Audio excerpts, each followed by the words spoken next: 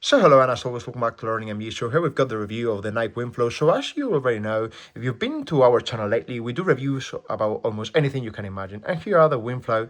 So they're pretty much amazing. And after 2,000 kilometers, I can honestly say it's pretty much amazing. They are comfortable.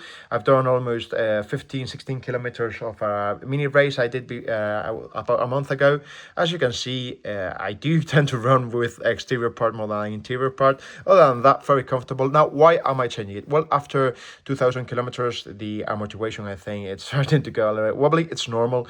Everything with time erodes, and I think I've been running lately through a little bit of terrain, as you can see, and I've been using it, and I think they are pretty much amazing, and that's why I brought them to the channel after almost 1.5 years. Okay, so that's my humble opinion. Now I'm going to change brands. I'm going to try a new one, and I'll let you know, of course, once it's been a few months since I've been using them. I'll bring them to the channel. As you know, that everything I try, whether it's electronics devices or whether it's running the actual apparatus, I'm gonna bring it here. Okay, so as you already know, if you've got any questions, just let me know in the comments, and if you like this video, please give it a thumbs up, and thank you very much for watching.